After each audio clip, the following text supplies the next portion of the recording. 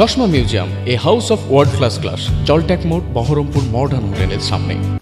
নবগ্রাম ব্লকের কিরিটেশ্বরী অঞ্চলের 184 নম্বরের তালপাহাড় বুথের বিজেপি সদস্যা আদরি মির্জা তৃণমূল কংগ্রেসে যোগদান করেন।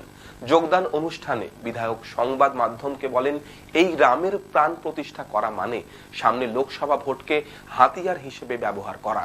নবগ্রামের বিধায়ক বলেন, অযোধ্যায় নিমন্ত্রিত অতিথি হিসেবে রাষ্ট্রপতি ছিলেন না, তিনি আদিবাসী বলেই অযোধ্যায় নিমন্ত্রিত ছিলেন না।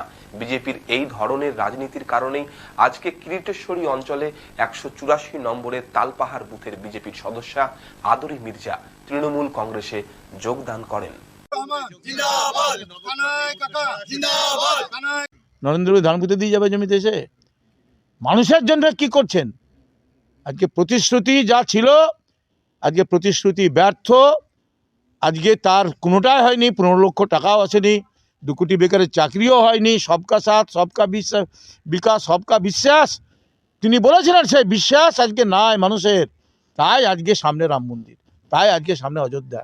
রাম আমাদের অন্তরে আছে, মনে আছে। রাম আমাদের কাছে হচ্ছে একজন পুরুষোত্তম। মানুষের মধ্যে সবচেয়ে শ্রেষ্ঠ ব্যক্তি হচ্ছে রাম। তিনি রাবণকে বধ করতে, অশুভ শক্তি বধ করতে গিয়ে মা দুর্গাকে বোধন করেছিলেন, অকাল বোধন। তাকে তার পায়ে পুষ্পাঞ্জলি দিয়ে রাবণকে বধ করতে হয়েছিল।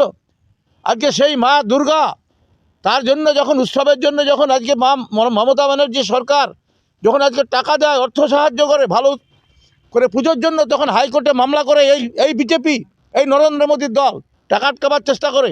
সিপিএম কংগ্রেসের সঙ্গে মিলিতভাবে আটকাবার চেষ্টা করে। কেন? কিসের রাজনীতি? ধর্ম শিখাচ্ছে মমতা ব্যানার্জিকে। আজকে কালীঘাট আমাদের পশ্চিমবাংলার আবেগ, আজকে কালীঘাটে আজকে স্কাই ওয়াক ভেঙে দিবার চেষ্টা করছে রেলপথের নামে। কিসের জন্য? বিকল্প রাস্তা আছে। আজকে এখানে 1 কোটি মানুষ গেছে, এখানে গেছে লক্ষ লক্ষ অযোধ্যায়, আর কোটি মানুষ গেছে, 100 লক্ষর বেশি মানুষ গেছে আজকে এতে গঙ্গাসাগরে গেছে, কপিল মুনির আশ্রমে হাজার হাজার সাধু গেছে, সন্ত গেছে। রাজনীতি হয়নি তো? মমতা ব্যানার্জি রাজনীতি করেছিল?